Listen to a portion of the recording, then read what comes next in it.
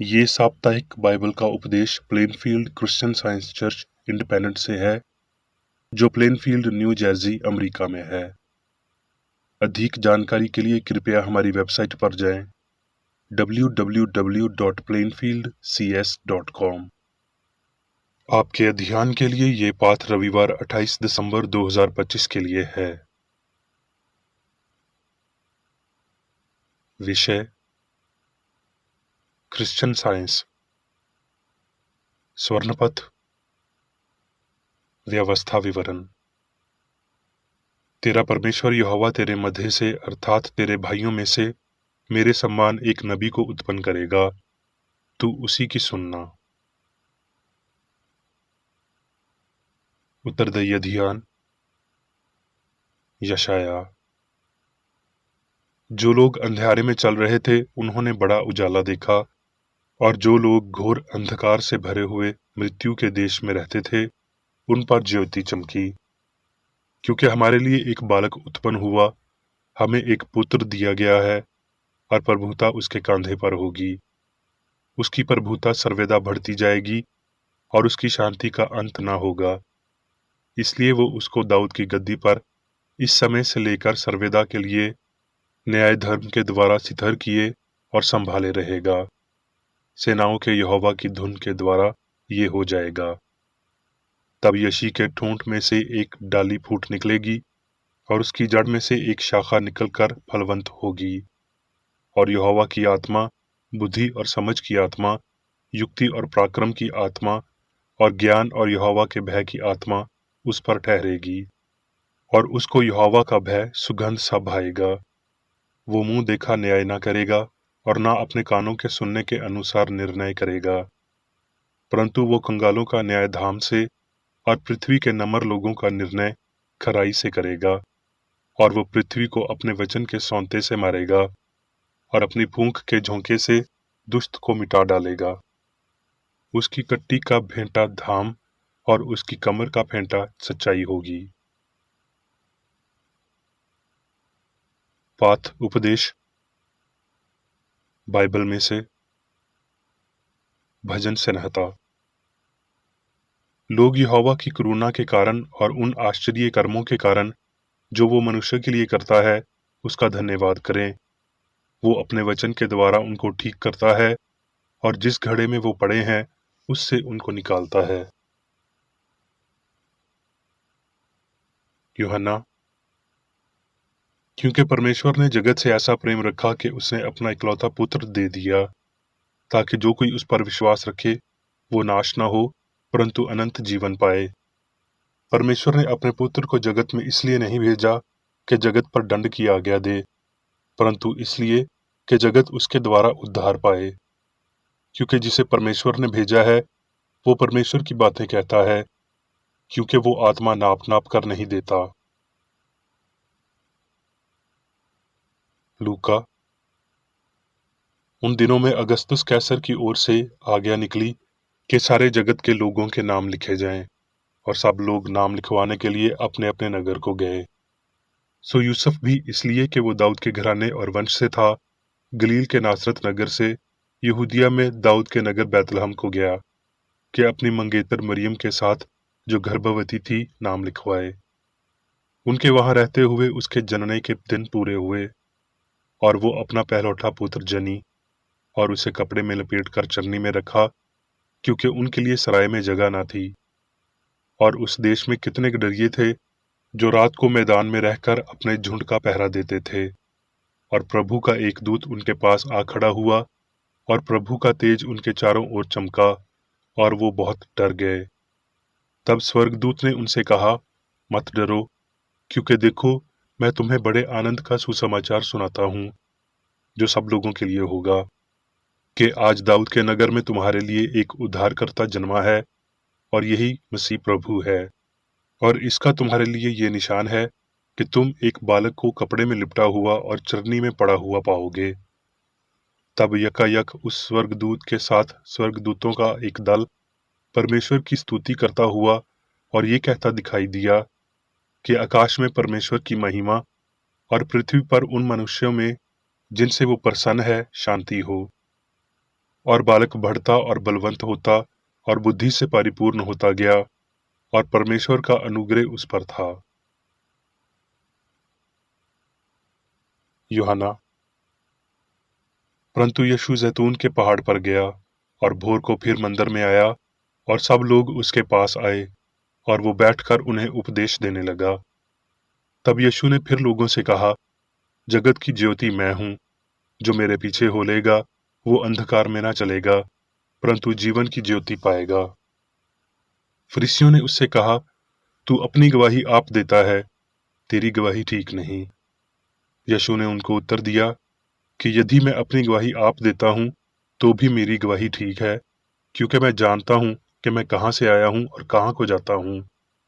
परंतु तुम नहीं जानते कि मैं कहां से आता हूं और कहां को जाता हूं। तुम शरीर के अनुसार न्याय करते हो, मैं किसी का न्याय नहीं करता, और यदि मैं न्याय करूं भी तो मेरा न्याय सत्य है, क्योंकि मैं अकेला नहीं, परंतु मैं हूं और पिता है जिसने मुझे भेजा।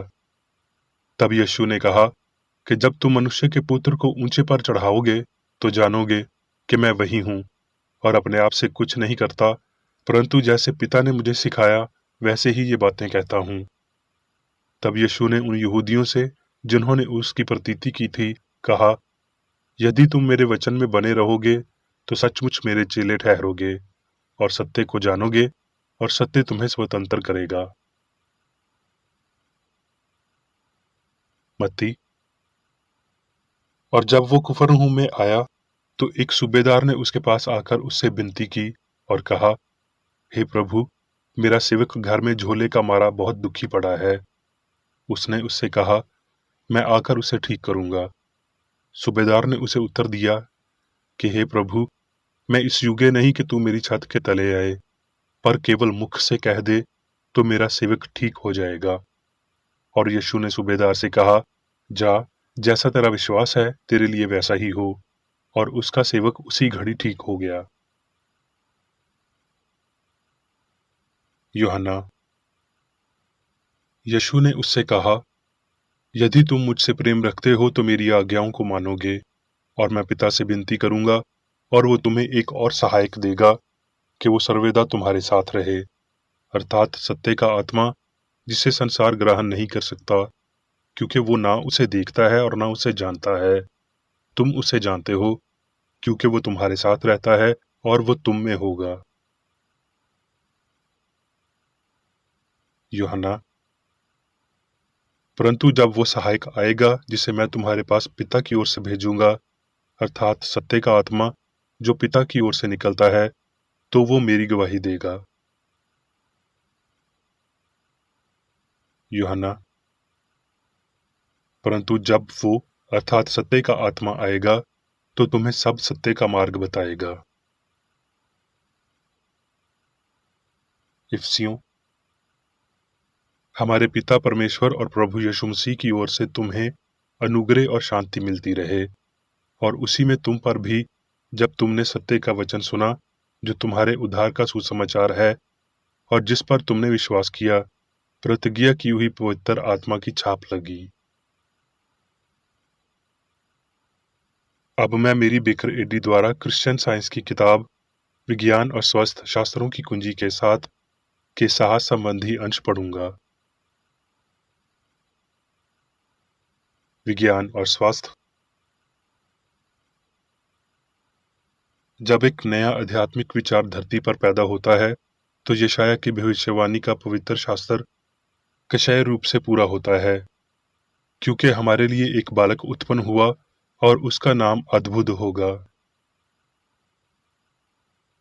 यीशु ने एक बार अपनी शिक्षाओं के विषय में कहा था कि मेरे उपदेश मेरे नहीं परंतु मेरे भेजने वाले के हैं। यदि कोई उसकी इच्छा पर चलना चाहे तो वो इस उपदेश के विषय में जान जाएगा कि वो परमेश्वर की ओर से है या मैं अपनी ओर से कहता हूँ। यूहन्ना अध्याय 7, 16 और 17 छंद। वर्ष 1866 में मैंने क्रिश्चियन साइंस या जीवन, सत्य और प्रेम के दिव्य नियमों की खोज की, और अपनी खोज का नाम क्रिश्चियन साइंस रखा। वैज्ञानिक मानसिक उपचार के पूर्ण सिद्धांत के इस अंतम रहस्य उद्घाटन के स्वागत के लिए भगवान ने कई वर्षों के दौरान मुझे विनम्रता पूर्वक तैयार किया। ये अप्रत्यक्ष सिद्धांत इमैनुअल के रहस्य उद्घाटन की ओर इशारा करता है। भगवान हमारे साथ है। संप्रभु उपस्थिति पुरुषों के बच्चों की हर बीमारी से बचाते हुए शरीर जिसका वारिस है। क्रिश्चियन साइंस के माध्यम से धाम और चिकित्सा एक दिव्य प्रकृति और सार से प्रतीत हैं।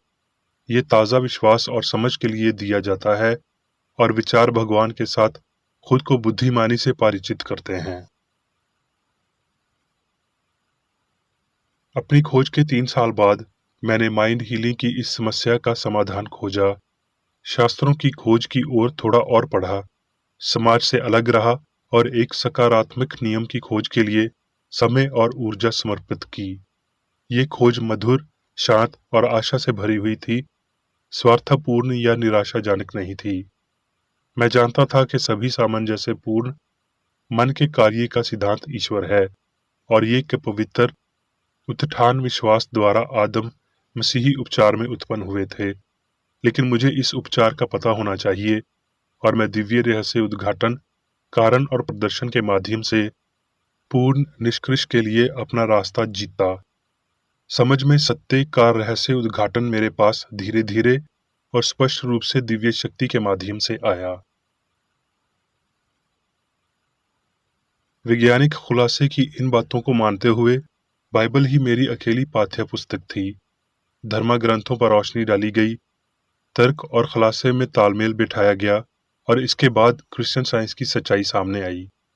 इस पुस्तक विज्ञान और स्वास्थ्य में निहित विज्ञान मुझे किसी मानव कलम या जुबान ने नहीं सिखाया और ना तो जुबान और ना कलम उसे उलट सकती है। ये पुस्तक उथली आलोचना या लापरवाह या दुर्भावनापूर्ण छात्रों द्वारा विकृत हो सकती है और इसके विचारों का अस्थायी रूप से दुरुपयोग और गलत प्रस्तुत किया जा सकता है, लेकिन उसमें निहित विज्ञान और सत्य हमेशा परखने और प्रदर्शित करने के लिए रहेगा। जब से लेखक ने रोग और पाप दोनों के उपचार में सत्य की शक्ति की खोज की है, तब से उसकी प्रणाली का पूरी तरह से परीक्षण किया गया है और उसे कम नहीं पाया गया है। लेकिन क्रिश्चियन साइंस की ऊंचाइयों तक पहुंचने के लिए मनुष्य को उसके दिव्य सिद्धांत का पालन करते हुए रहना होगा। इस विज्ञान की पूर्ण शक्ति वास्तविक करने के लिए भौतिक इंद्रियों की विसंगतियों को आध्यात्मिक भावना के समान जैसे के रूप में प्रस्तुत करना होगा। जैसे कि संगीत का विज्ञान गलत सुरों को ठीक करता है और ध्वनि को मधुर समान जैसे प्रदान करता है। लेखिका की पवित्र खोज के बाद उसने मसीही धर्म को साइंस का नाम दिया, भौतिक इंद्रियों को त्रुटि का नाम दिया और मन को पदार्थ का नाम दिया। विज्ञान ने विश्व को इस मुद्दे पर संघर्ष करने के लिए बुलाया है और इसका प्रदर्शन जो बीमारों को ठीक करता है, त्रुटि को नष्ट करता है तथा सार्वभौमिक सद्भाव को प्रकट करता है। उन स्वाभाविक क्रिश्चियन विज्ञानों, प्राचीन महानुभावन और मसीह यीशु के लिए परमेश्वर ने निश्चित रूप से क्रिश्चियन विज्ञान की भावना को प्रकट किया, भला ही पूर्ण अक्षर नहीं। क्रिश्चियन साइंस शब्द का प्रयोग लेखक द्वारा दिव्य उपचार की वैज्ञानिक प्रणाली को नामित करने के लिए किया गया था। इस रहस्य उद्घाटन में 2 भाग शामिल हैं। 1. मन चिकित्सा के इस दिव्य विज्ञान की खोज, शास्त्रों की आध्यात्मिक समझ, सांत्वनादाता की शिक्षाओं के माध्यम से, जैसा कि गुरु ने वादा किया था। 2. वर्तमान प्रदर्शन से ये सिद्ध होता है कि यीशु के तथाकथित चमत्कार विशेष रूप से किसी ऐसे युग से संबंधित नहीं थे जो अब समाप्त हो चुके हैं, बल्कि वो एक सदैव क्रियाशील ईश्वरीय सिद्धांत को दर्शाते हैं। इस सिद्धांत का संचालन वैज्ञानिक व्यवस्था की शाश्वतता और अस्तित्व की निरंतरता को इंगित करता है। यीशु ने नश्वर मन और शरीर को ठीक करने के लिए क्रिश्चियन साइंस की शक्ति का प्रदर्शन किया, लेकिन इस शक्ति को नजरअंदाज कर दिया गया था और इसे फिर से संकेतों के पालन के साथ मसीह की आज्ञा के अनुसार आध्यात्मिक रूप से समझा जाना, सिखाया जाना और प्रदर्शित किया जाना चाहिए। इसके विज्ञान को उन लोगों को अवश्य समझना चाहिए जो मसीह यीशु पर विश्वास करते हैं और आध्यात्मिक रूप से सत्य को समझते हैं। ईश्वर सर्विस सेवा के लिए छाइन करता है जो इस तरह की फिटनेस में भरा हुआ है, क्योंकि ये मिशन की असंभवता के किसी भी दुरुपयोग को प्रतिपादन करता है। अकल बुद्धिमान अयुगे पर अपने उच्चतम विश्वासों को नहीं देता जब वो एक संदेश विहायक का कमीशन करता है, तो ये वो है जो आध्यात्मिक रूप से खुद आपके पास है। कोई भी व्यक्ति इस मानसिक शक्ति का दुरुपयोग नहीं कर सकता है अगर इसे ईश्वर की शिक्षा दी जाए।